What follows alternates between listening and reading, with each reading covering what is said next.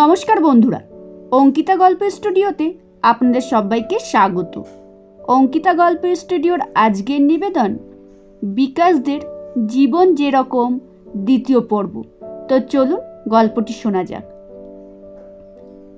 শীতের রাত, বাইরে প্রচণ্ড জোরে বাতাস বইছে।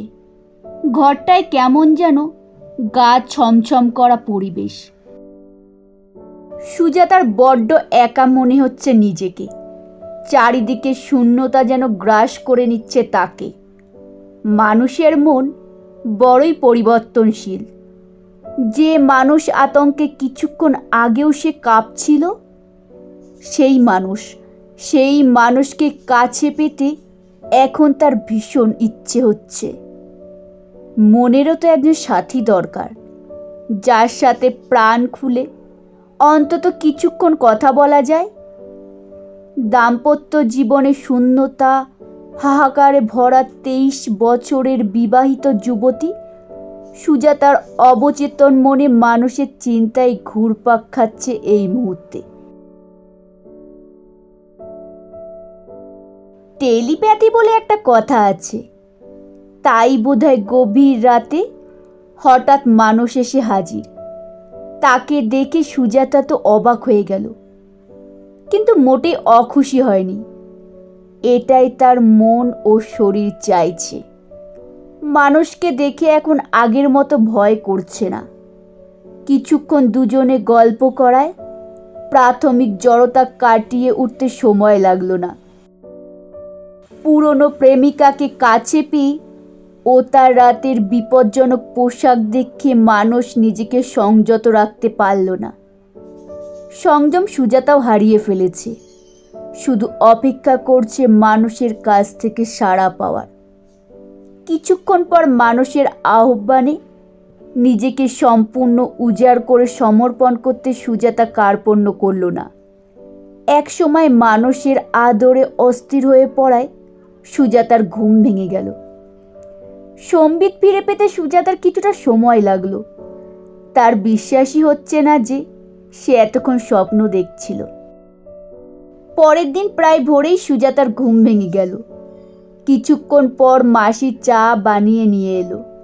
চা খেতে খেতে সুজাতার নজরে পড়ল ঘরের ভেতর জিনিসপত্রগুলো বেশ অগোছালো অবস্থায় পড়ে আছে, এমনকি মানুষের পরনের পোশাক পর্যন্ত। গত রাতে সুজাতা এত খেয়াল করেনি। তাড়াতাড়ি চা খেয়েই সে জিনিসপত্রগুলো মোটামুটি গোছাতে শুরু করে দিল। 8টা বাজতে মানুষ এসে গেল। ঘরটা যেন আলো বাতাসে ভরে উঠল। মাসিকে ডেকে মানুষ বলল, মাসি মাসি, তাড়াতাড়ি এই চিংড়ি মাছগুলো রেঁধে নাও তো। এখানে একটা কথা বলতেই হয়, চিংড়ি মাছ সুজাতার খুব প্রিয়। তারপর সুজাতার উদ্দেশ্যে মানুষ বলল, রাতে কোনো অসুবিধা হয়নি তো? মাথা নেড়ে সুজাতা না বোঝালো। কিছুক্ষণ পর সুযোগ বুঝে সুজাতা মানুষকে বলল, কাল তোমার নিশ্চয় ভীষণ অসুবিধা হয়েছে। তারপর অভিমানের সুরে বলল, তুমি বাসায় থাকবে না এ কথা বলে যাওনি কেন? কিছু না বলে মানুষ একটু হাসল। প্রায় ঘন্টাখানেক পর মাসি চলে গেল। মানুষকে একা পেয়ে সুজাতা বলল, আমার বরের কথা কিছু জিজ্ঞেস করলে না? কল্যাণকে আমি চিনি আর মোটামুটি জানিও। কিভাবে? পৃথিবীটা খুবই ছোট। উলুবাড়িতে ওদের পাড়ায় আমার জ্যাঠতুতো ভাই থাকে। সে কল্যাণকে চেনে জানে। আমি কিছুদিন আমার ভাইয়ের বাসায় ছিলাম, সে সময় কল্যাণকে দেখেছি। আমার ব্যাপারেও তো কিছু জিজ্ঞাসা করলে না? মোটামুটি জানা আছে। এক সময় প্রসঙ্গ পাল্টে সুজাতা জানতে চাইল, আমি কিভাবে গুয়াহাটি যাব? ও, এ কথাই আমি বলতে যাচ্ছিলাম। তুমি স্নান টান সেরে ভাত খেয়ে নাও। ওই 10টা সাড়ে 10টায় গাড়ি এসে যাবে, প্রাইভেট কার। সুজাতার ইচ্ছে হলো মানুষকে বলবে, গাড়িতে আমি একা যাব কিভাবে? কিন্তু বলতে পারল না, দরকারও হলো না। মারুতি গাড়িটা আমার এক সহকর্মী ও বন্ধুর, নতুন কিনেছে। ড্রাইভারও খুব ভালো, পরিচিত ও বয়স্ক। একা যেতে তোমার কোনো অসুবিধা হবে না। গত রাতে মানুষকে সুজাতার কেমন যেন ভয় ভয় করছিল, কিন্তু কেন জানি আজ ভয় তো দূরের কথা, তাকে একান্ত আপনজন মনে হচ্ছে। মানুষের সামনে কোনো আড়ষ্টতাই লাগছে না। কিছু সময় পর কাপড় টাওয়াল নিয়ে সুজাতা বাথরুমে চলে যাচ্ছে। মানুষ জিজ্ঞাসা করলো, নতুন সাবান দেব? দরকার নেই। কথাটা বলে সে বাথরুমে চলে গেল। মানুষের ব্যবহার করে সাবান বাথরুমেই আছে, সেটাই হাত মুখে লাগিয়ে স্নান সেরে নিল। ভাত খেয়ে নাও। তুমি খাবে না? দুপুরে খাবো। ভাত খেয়ে এসে আপন মনে মানুষের সামনেই সে নিজের পরনের শাড়িটার ভাঁজগুলো ঠিকঠাক করছে। তারপর ড্রেসিং টেবিলের সামনে টুলে বসে চুল আঁচড়াচ্ছে। মানুষ পাশে বিছানায় বসে আছে। সে উঠে যাচ্ছে দেখে সুজাতা বলল, একটু বসো, কথা আছে। অনেকক্ষণ ধরে দুটি প্রশ্ন সুজাতার মনকে ভীষণ আলোড়িত করেছে। এক, কল্যাণকে সে ডিভোর্স করলে মানুষ তাকে বিয়ে করতে রাজি হবে কিনা। আর দুই, সন্তান ধারণে অক্ষম জেনে মানুষ তাকে বিয়ে করতে রাজি হবে কিনা। কিন্তু প্রবল ইচ্ছা থাকা সত্ত্বেও প্রশ্ন দুটি মানুষকে সে কিছুতেই করতে পারছে না। প্রশ্নগুলো শুনে মানুষ যদি তাকে বড় বেশি স্বার্থপর ভাবে, এসব ভেবে নিজেকে সুজাতার বড্ড বেশি ছোট মনে হচ্ছে। অথচ সুযোগটা হাতছাড়া করা সমীচীন হবে না। কি কথা? মানুষের প্রশ্নে সুজাতা চমকে গেল। পরক্ষণেই মনে পড়ল মানুষকে সে বলেছিল কথা আছে। তার সব চিন্তা শক্তি যেন তাল গোল পাকিয়ে যাচ্ছে। মূল বিষয় কিছুটা এড়িয়ে সে মানুষকে জিজ্ঞেস করল, এখনো কেন বিয়ে করনি? কাউকে আর ভালো লাগেনি। বিশেষ ভালো লাগা কাউকে যদি না পাও, বিয়েই করব না। যদি কাউকে পছন্দ হয়, ভালো লাগে, আগে কাউকে পছন্দ হোক, ভালো লাগুক, তারপর ভাবা যাবে। এমন সময় গাড়ির হর্ন শুনে বাইরের বারান্দায় গিয়ে ফিরে এসে মানুষ বলল, ওই যে গাড়ি এসে গেছে। গাড়ি এসে যাওয়ায় আর কিছু বলতে বা জানতে সুজাতার ইচ্ছে হলো না। মানুষকে প্রশ্ন দুটি করতেও সে পারল না। এ ব্যাপারে তার মতো জানা গেল না। কিছুক্ষণের মধ্যেই ঘর থেকে সুজাতা বেরিয়ে পড়ল অজানা ভবিষ্যতের পথে। অবসন্ন দেহটা কোনো রকম টেনে নিয়ে সে গাড়িতে গিয়ে বসল। মানুষ দাঁড়িয়ে আছে গাড়িরই কাছে। লজ্জা ছেড়ে মরিয়া হয়ে অন্যদিকে চেয়ে সুজাতা বলল, তুমি কি এখনো আমাকে আগের মতোই ভালোবাসো? আমার ব্যবহারে কি বুঝলে? এটা তো দয়াও হতে পারে। এটাকে শুধু দয়া বলে না। তবে? সুজাতার নাছোড় বান্দা হয়ে স্পষ্টভাবে কথা আদায় করার চেষ্টা করছে। মানুষ বলল, ভেবে দেখো। তার উত্তরে আলো আধার থেকে সুজাতা বের হয়ে আসতে পারল না। সুযোগ পেয়েও অদূরে রাস্তার মোড়ের পানের দোকানের সামনে দাঁড়িয়ে গাড়ির ড্রাইভার পান কিনে খাচ্ছে। গাড়িতে বসে সুজাতা তার জন্য অপেক্ষা করছে ভেবে ড্রাইভার তাড়াতাড়ি এসে গাড়ির দরজা খুলে স্টিয়ারিংয়ে হাত রাখল। ঢালু রাস্তা বেয়ে গাড়িটা সুজাতাকে নিয়ে নিমেষে মোড় দিয়ে অদৃশ্য হয়ে গেল।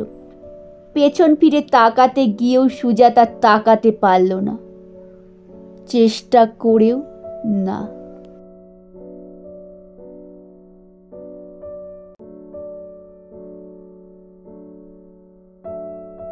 গুয়াহাটি যাবার পথে শিলং এসে সুজাতা ড্রাইভারকে বলল, গাড়িটা একটু থামাও। গাড়ি থামাতে থামাতে ড্রাইভার বলল, বমি করবেন ম্যাডাম? না, একটা মিনারেল ওয়াটারের বোতল কিনব। ড্রাইভার গাড়িটা থামালো। সুজাতা পার্স থেকে একটা 50 টাকার নোট বের করে ড্রাইভারকে দিয়ে বলল, এক বোতল জল নিয়ে এসো। সুজাতার হাত থেকে টাকাটা নিয়ে ড্রাইভার কাছেই একটা দোকানে চলে গেল। কিছুক্ষণের মধ্যেই একটা জলের বোতল নিয়ে এসে সুজাতাকে দিয়ে বলল, নিন ম্যাডাম। তারপর ড্রাইভার খুচরো টাকা ফিরিয়ে দেওয়ার জন্য শার্টের পকেটে হাত রাখল। এটা বুঝতে পেরে সুজাতা বলল, টাকা ফিরিয়ে দিতে হবে না। গাড়ি ছুটে চলেছে। নংপো পৌঁছাবার পর সুজাতা ড্রাইভারকে জিজ্ঞেস করল, গুয়াহাটি পৌঁছতে আর কত সময় লাগবে? ঘন্টা দেড়েকের মধ্যে পৌঁছে যাব। নংপোতে গাড়ি থামিয়ে সুজাতা আনারস কিনে নিল। এখানকার আনারসের স্বাদই আলাদা। দুপুরেই ওরা গুয়াহাটি পৌঁছে গেল। খানাপাড়া এসে ড্রাইভার জিজ্ঞেস করল, কোথায় যাব? উলুবাড়ি। উলুবাড়ি চারিয়ালি পৌঁছে গাড়িটা সুজাতার নির্দেশে বাঁদিকে মোড় নিয়ে কিছুটা পথ এগিয়ে গিয়ে আবার বাঁদিকে একটা গলির মুখে আসতে সুজাতা বলল, আমরা এসে গেছি। গতি কমিয়ে ড্রাইভার গাড়িটা রাস্তার পাশে দাঁড় করিয়ে দিল। গাড়ি থেকে নেমে সুজাতা ড্রাইভারকে বলল, এসো। ঘরের ভেতর ঢুকতে ঢুকতে ড্রাইভার বলল, বেশিক্ষণ বসবো না, আমাকে ফিরে যেতে হবে। একটা মোড়া এগিয়ে দিয়ে সুজাতা বলল, বসো। সুজাতা ঘরের ভেতর চলে যাচ্ছে। তার উদ্দেশ্যে শাশুড়ি জিজ্ঞেস করল, কে ও? গাড়ির ড্রাইভার, আমাকে নিয়ে এসেছে। শাশুড়ি আরও কি যেন বলতে যাচ্ছিলেন। সুজাতা বলল, সে চলে যাক মা, তারপর কথা বলবো। কিছুক্ষণ পর শাশুড়িকে সুজাতা জিজ্ঞেস করল, ও কোথায়? শাশুড়ি বললেন, বাসায় নেই, অফিসের কাজে বেরিয়েছে। কল্যাণ প্রসঙ্গে সুজাতা আর কিছু জিজ্ঞেস করল না। শিলচর থেকে আসার সময় সুজাতা নারকেলের সন্দেশ নিয়ে এসেছে। শাড়ি না পাল্টেই সে ড্রাইভারের জন্য চা বানাতে চলে গেল। কিছুক্ষণ পরে একটা প্লেটে দুটো সন্দেশ ও চা নিয়ে ফিরে এসে ড্রাইভারকে দিয়ে সুজাতা বলল, খেয়ে নাও। চা খেয়ে ড্রাইভার উঠবে। এমন সময় সুজাতা বলল, একটু বসো। ভেতরের ঘরে গিয়ে সুজাতা পার্স বের করল। আসার সময় তার মা 500 টাকা দিয়েছিলেন। সেখান থেকে একটা 100 টাকার নোট বের করে ড্রাইভারের উদ্দেশ্যে বলল, এটা রেখে দাও। না ম্যাডাম। তারপর ইতস্তত করে সে বলল, স্যার জানতে পারলে খারাপ ভাববেন। বলবে আমি জোর করে দিয়েছি, কিচ্ছু হবে না। কথাটা বলে সুজাতার টাকাটা ড্রাইভারের সামনে রাখা টুলের ওপর রেখে দিল। সুজাতা এমনভাবে টাকাটা রেখে দিল যে ড্রাইভার তার না নেওয়ার সাহস দেখাতে পারল না। টাকাটা নিয়ে সুজাতাকে বলে ড্রাইভার চলে গেল। কল্যাণ বাসায় নেই। শাশুড়ি নিজের ঘরে শুয়ে আছেন। জার্নির পোশাক পাল্টে সুজাতা নিজের বিছানার শরীরটা এলিয়ে দিল। কত কথা সুজাতার মনে পড়ছে। মানুষের কথা বারবার মনে পড়ছে। তার বাসায় সে মাত্র এক রাতের অতিথি ছিল, কিন্তু রাতটা সে জীবনেও ভুলতে পারবে না। এই এক রাতেই তার ব্যবহারে সুজাতা মুগ্ধ হয়ে গিয়েছিল।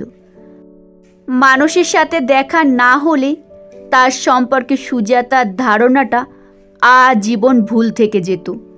তার সাথে আবার কবে দেখা হবে? দেখা কি আদৌ হবে কি? মানুষের ঘোরটা এখনো তার মাথায় ঘুরপাক খাচ্ছে। এই ঘোরের মধ্যে সন্ধ্যের পর শাশুড়ির সাথে সে কিছু গল্প করল। শাশুড়িও তার শরীরের বর্তমান অবস্থার খোঁজ নিল। আজ রবিবার, কল্যাণের অফিস বন্ধ, তবু মাকে অফিসের অজুহাত দিয়ে কোথায় যে সে বেরিয়ে গেল এখনো পাত্তা নেই। বন্ধ বারে অফিসে এত কাজ কি থাকতে পারে? সুজাতা ভেবে পাচ্ছে না। সুজাতা ভাবছে কল্যাণের ব্যাপারে শাশুড়িকে কিছু জিজ্ঞেস করবে কি না, কিন্তু পরক্ষণেই মনে হলো জিজ্ঞেস করে কোনো লাভ নেই। কল্যাণের ব্যবহারে সুজাতার মনে যে জমাট ক্ষোভ আছে তা শাশুড়ি ভালোভাবেই জানেন, কিন্তু সুজাতা এই প্রসঙ্গে কিছু অভিযোগ করলেই শাশুড়ি বলেন, আজকালকার ছেলেরা এই রকমই, ঠাকুরকে ডাকা ছাড়া উপায় নেই, আর কিছুদিন যাক বাছা, দেখবে সব ঠিক হয়ে যাবে ভগবানের দয়ায়। রাতে ভাত খাওয়ার পর সুজাতা নিজের ঘরে বিছানায় শুয়ে পড়ল। অবসন্ন লাগছে শরীর, তার চেয়েও বেশি মনটা। বিছানায় ওঠার আগে সুজাতা তার ঘরের দরজাটা ভেজিয়ে রেখে দিল, যাতে তার ঘুম না ভাঙলেও ঘরে ঢুকতে কল্যাণের কোনো অসুবিধা না হয়। বাইরের দরজা কোনো দিন সুজাতা খুলে দেয়, কোনো দিন তার শাশুড়ি। বিছানায় শুয়ে এপাশ ওপাশ করেও সুজাতার ঘুম আসছে না। আসলে মানুষ ঘোর এখনো কাটেনি। মানুষের উদ্দেশ্যে এক সময়ে গান পাগল মেয়ে সুজাতার মনে পড়ে গেল সন্ধ্যা মুখোপাধ্যায়ের সেই বিখ্যাত গানটি, চন্দন পালঙ্কে। গভীর রাতে বিছানায় পাশ ফিরে সে চমকে গেল। দেখে কল্যাণ অঘরে ঘুমোচ্ছে, বাইরের পোশাকটা পর্যন্ত ছাড়েনি। বাথরুমে যাওয়ার জন্য সুজাতা বিছানা ছেড়ে উঠল। ডাইনিং রুম হয়ে বাথরুমে যাওয়ার পথ। সেখান দিয়ে যাওয়ার সময় সুজাতার চোখে পড়ল ডাইনিং টেবিলে কল্যাণের জন্য রাখা ভাত এখনও ঢাকা অবস্থাতেই পড়ে আছে। কাছে গিয়ে ঢাকনাটা উল্টে সুজাতা বুঝতে পারল কল্যাণ রাতে খায়নি। বাথরুম থেকে এসে সুজাতা বিছানায় শুয়ে পড়ল। বেশ ঠান্ডা লাগছে। একটু পরে সে বিছানা থেকে উঠে একটা চাদর নিয়ে মুড়ি দিয়ে শুয়ে পড়ল। সুজাতা কিভাবে এসেছে বা তার শরীর এখন কেমন আছে ইত্যাদি কোনো ব্যাপারে খোঁজ নেওয়ার প্রয়োজনীয়তা পরের দিন সকালেও কল্যাণ মনে করল না। অভিমান অপমান চাপা রাখতে না পেরে একসময় সুজাতা কল্যাণকে বলল, কাল তুমি এত রাত করে বাড়ি ফিরলে? তাকে থামিয়ে দিয়ে কল্যাণ বলল, অফিসের কাজের ভীষণ চাপ। তাই বলে হলিডেতে? একটু থেমে সুজাতা আবার বলল, একটা দিন না হয় বসকে কম খুশি করলে? এসব আজে বাজে কথা আমাকে বলবে না, বসকে খুশি রাখতেই হবে। শিলচর থেকে এসে এইসব প্রসঙ্গ নিয়ে কথা বলতে সুজাতা চাইছিল না, তবুও তা উঠে গেল। বেশ কয়েক মাস হয়ে গেল ওদের একসাথে খাওয়া হয় না। প্রথম দিকে কল্যাণ বেশ রাতে ঘরে ফিরলেও সুজাতা তার জন্য অপেক্ষা করত, কিন্তু দেখেছে অপেক্ষা করে লাভ হয় না। প্রায় রাতেই কল্যাণ বাইরে থেকে খেয়ে আসে। ইদানিং কল্যাণের জন্য সে অপেক্ষা করে না। একদিন কল্যাণ বাইরে থেকে যথারীতি বেশ রাতে বাসায় ফিরল। সুজাতা এর আগেই খেয়ে নিয়েছে। ভাত খেয়ে বিছানায় শুয়ে কল্যাণ সিগারেট টানছে। সুজাতা প্রায় দিনই কল্যাণ আসার আগেই বিছানায় উঠে যায়। আজ এখনো ওঠেনি। ড্রেসিং টেবিলের সামনে টুলে বসে সে চুলে চিরুনি দিয়ে বিলি কাটছে, তারপর মুখে ক্রিম মেখে নিচ্ছে। কল্যাণ বিছানায় চিত হয়ে শুয়ে সিগারেট টেনেই চলেছে। ঘরের কম পাওয়ারের নীলাভ আলোয় পরনের শাড়িটা পাল্টে সুজাতা নাইটি পরছে। আয়নার দিকে চোখ পড়তেই তার মনে হলো বসের মেয়েটাকে সে একদিন বাজারে দেখেছিল। সেই মেয়েটার চেয়ে সুজাতা মোটেই কম শারীরিক সৌন্দর্য ও সম্পদের অধিকারিণী নয়। তবুও কেন যে সেই মেয়েটার প্রতি কল্যাণের এত রুচি আসক্তি, এটার কারণ সুজাতা খুঁজে পায় না। সুজাতা কল্যাণকে বলল, শুনছ? ঘুমিয়ে পড়লে নাকি? না, যা বলার বলে দাও। তোমার প্রমোশনের খবর কি? হঠাৎ এই প্রশ্ন কেন? না, তোমার বসের কথা মনে পড়ে গেল তো তাই। দেখা যাক কি হয়। আচ্ছা, একটা কথা বলবো? বললাম তো, দানাই বানাই না করে যা বলার বলে দাও। তুমি যে বলো প্রমোশন পাওয়ার জন্য তুমি বসকে খুশি রাখতে এত চেষ্টা করছো, তাই আর কি বলছি। প্রমোশন না পেলে কি মানুষ মরে যায়? যায় না। তাহলে? গ্ল্যামার থাকে না। ও। কিছুক্ষণ থেমে কল্যাণকে যাচাই করার জন্য সুজাতা বলল, আচ্ছা এসব বাদ দাও।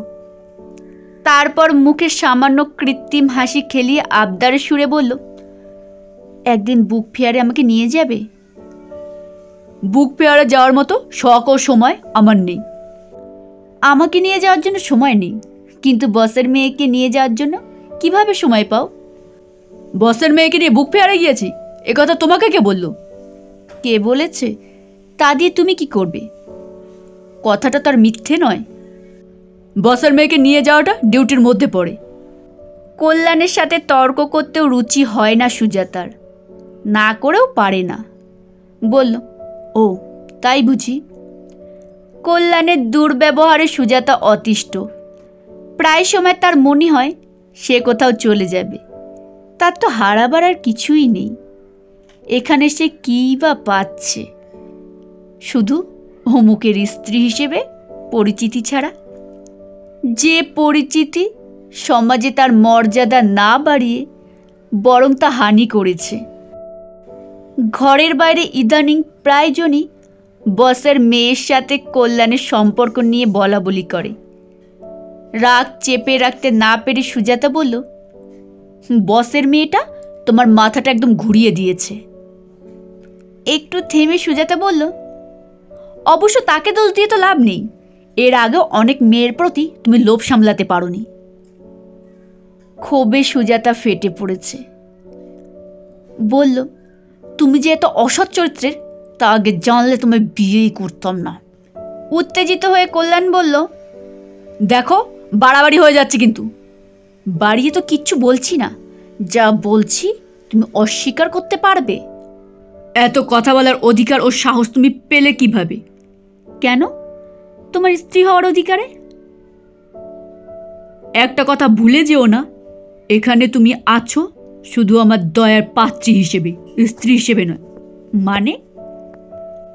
সন্তান ধারণের ক্ষমতা যার নেই তাকে স্ত্রী বলবো কেন? কথাটা শুনে রাগীর সাথে সুজাতার হাসিও পেয়ে গেল। সুজাতা বলল, আরে ইউটেরাস তো সেদিন অপারেশন হয়েছে। তুমি তো আগে থেকে এই স্বভাবের। তাহলে? জানি না, এত সব প্রশ্নের উত্তর দিতে আমি বাধ্য নেই। যতদিন তুমি অ্যাডজাস্ট হয়ে আমার সাথে চলতে পারবে। কল্যাণকে থামিয়ে দিয়ে সুজাতা গর্জে উঠল, অ্যাডজাস্ট হয়ে চলা বলতে তুমি কি বোঝাতে চাও? আমার স্বভাব চরিত্রকে তুমি মেনে নিতে পারবে? যদি মেনে নিতে না চাই? তবে আইনগত ব্যবস্থা নিতে হবে। আমি fed up. You are disgusting. Sujata কথা বাড়ালো না। সকালে কল্যাণ বেশ দেরি করে ঘুম থেকে ওঠে, তাই ঘুম ভাঙার পর কোনোদিনই সে সুজাতাকে বিছানায় দেখে না। অনেক আগেই ঘুম থেকে উঠে সুজাতা নানা কাজে ব্যস্ত হয়ে পড়ে। পরের দিনে সকালে ঘুম ভাঙার পর কল্যাণ দেখে সুজাতা বিছানায় নেই। এতে অবাক হওয়ার মতো কিছুই নেই। অভ্যাস মতো বালিশের নিচ থেকে সিগারেটের প্যাকেট বের করে তা খুলতেই একটা ছোট্ট কাগজ বেরিয়ে পড়ল। ভাঁজ করা কাগজটা খুলতেই কল্যাণ চমকে গেল। তার উদ্দেশ্যে সুজাতা লিখেছে, তোমার সাথে আর থাকা যায় না, জেনে খুশি হবে যে আমি চললাম। শিলচর ফিরে এলো সুজাতা। তাকে দেখে মা বাবা দুজনেই অবাক। মাসখানেক আগে মাত্র গিয়েছে, এখন আবার কেন আসতে হয়েছে? অপারেশনে কোনো গন্ডগোল দেখা দেয়নি তো? একসময় মেয়ের কাছ থেকে সুলেখা কল্যাণের ব্যাপারে সবিস্তারে জানল। মেয়েকে তিনি বললেন, আমাকে এতদিন কিছু বলিসনি কেন? ধৈর্য ধরে সহ্য করছিলাম, তাই কিছু বলিনি। ধৈর্য আর দল্লি কোথায়? এত বড় পোস্টে চাকরি করে, অফিসে কাজের চাপ থাকতেই পারে। অফিস টফিস ছেড়ে দিয়ে তো আর সবসময় স্ত্রীর সাথে সেটে থাকবে সেটা তো আর আশা করা যায় না, আর উচিত নয়।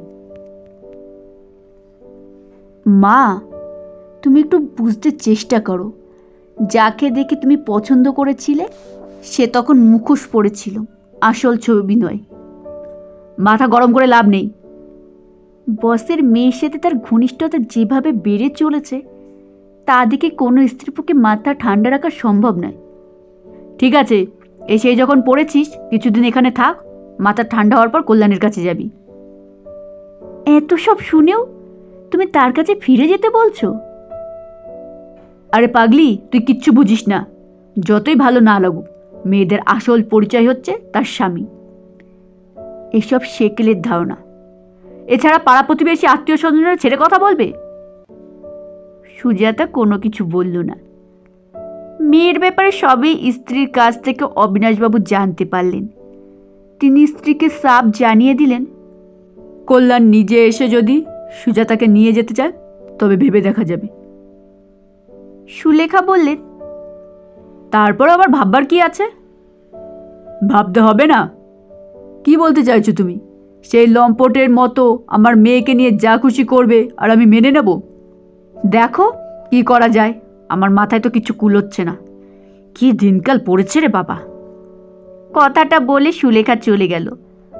কল্যাণ বা তার মা কেউ সুজাতার কোনো খবর নিচ্ছে না। এদিকে বিয়ে হওয়ার পরেও মা বাবার সংসারে এই রকম পড়ে থাকতে সুজাতার একদম ভালো লাগছে না। অথচ কি করবে সে নিজেই ভেবে পাচ্ছে না। কল্যাণ তাকে প্রেম করে বিয়ে করেছিল। প্রেমের এই পরিণতি দেখে সুজাতার ঘেন্না লাগছে। হায় রে প্রেম! এক সময় কল্যাণের ইচ্ছায় সুজাতার সাথে ডিভোর্স হয়ে গেল। ডিভোর্স হওয়ার সুলেখা অবাক। সুজাতা একদম অবাক হলো না, দুঃখও পেল না। নিজের মনকে সে শক্ত করতে চেষ্টা করল। মানসিকভাবে দুর্বল হয়ে পড়লে সে বাঁচবে কিভাবে? জীবনটাকে সে চ্যালেঞ্জ হিসেবে নেওয়ার প্রস্তুতি নিচ্ছে। মেয়ের ব্যাপারে অবিনাশবাবু প্রচণ্ড দুঃখ পেলেন। তিনি মেয়ের দিকে সরাসরি তাকাতে পারছেন না। কয়েক মাস পরেই ঘটল অঘটন। হার্ট অ্যাটাকে অবিনাশবাবু হঠাৎ মারা গেলেন। ভাইহীন সংসারের বোঝাটা কিছুটা হলেও সুজাতার ঘাড়ে এসে বসল।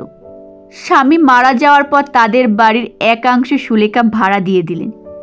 সুজাতার সময় যেন আর কাটতেই চায় না। পুরনো বন্ধু বান্ধবদের কয়েকজন বিয়ে হয়ে দূরে চলে গেছে। তা বলে 2-3 জন যে এখনও এখানে নেই তা নয়, কিন্তু তাদের সাথে দেখা হলেও সুজাতা বেশি কথা বলে না। কেন ডিভোর্স হয়ে গেল? এই ধরনের একই প্রশ্নের সম্মুখীন বারবার হতে একদম ভালো লাগে না। তাই শুধু বন্ধু বান্ধব নয়, পরিচিত লোক দেখলে সে প্রায় সময় এড়িয়ে চলে। একদিন সুজাতা মাকে বলল, মা, তোমার শরীরটা তো দিন দিন ভেঙে যাচ্ছে। সুলেখা কিচ্ছু বলল না। সুজাতা আবার জিজ্ঞাসা করল, ডাক্তার দেখাবে নাকি? ডাক্তার দেখে কি হবে? শরীরটা যে খারাপ হয়ে যাচ্ছে। তা তুই বুঝবি না।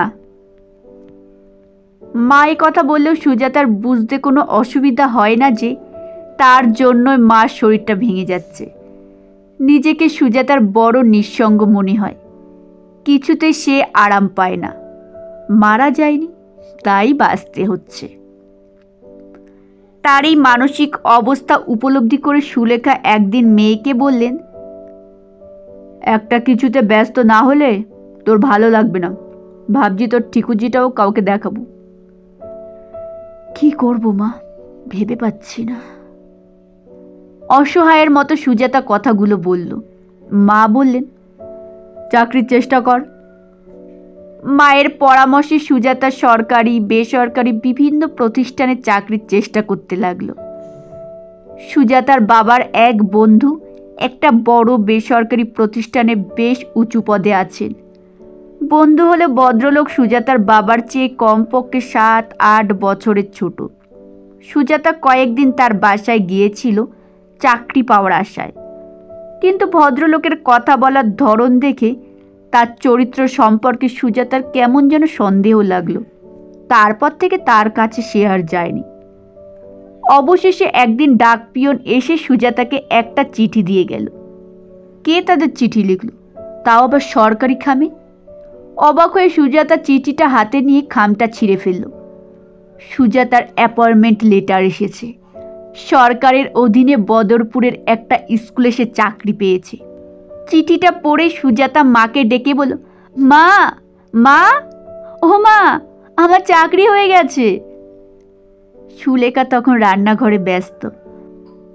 মেয়ের কথা শুনে তাড়াতাড়ি এসে তিনি বলেন, কি ফাজলামো করছিস? সত্যি বলছি মা, দেখো নাই, দেখো। কথাটা বলে সুজাতা মাকে চিঠিটা দেখালো। চিঠিটা পড়ে মা নিশ্চিন্ত হলেন, আবার খুশিও। কিছুক্ষণ পর সুলেখা বলেন, কিন্তু বদরপুরে গিয়ে তুই থাকবি কোথায়? নাকি ডেইলি জার্নি করবি? ডেইলি জার্নি করবো না মা, মানে করতে পারবো না, সেখানেই থাকতে হবে। তাই তো চিন্তা করছি, কোথায় থাকবি? বদরপুরে গিয়ে প্রথমে আমার এক বন্ধুর বাসায় উঠব, তারপর দেখা যাবে কি করা যায়। একটা ব্যবস্থা করার পর তোমাকে নিয়ে যাব। আমি বাবা বাড়ি ছেড়ে কোথাও যাব না। আচ্ছা বাবা, আচ্ছা, দেখা যাবে। তারপর সুলেখা আপন মনে বীর বীর করতে লাগলেন, আগে তোর বাবা দুঃসম্পর্কের এক ভাই বদরপুরে থাকতো, সেও তো কয়েক বছর আগে বদরপুর থেকে বদলি হয়ে চলে গেছে। এত চিন্তা করে লাভ নেই, আজকাল চাকরি ভীষণ দুর্লভ বস্তু। সুলেখা মেনে নিলেন, তা তো ঠিক।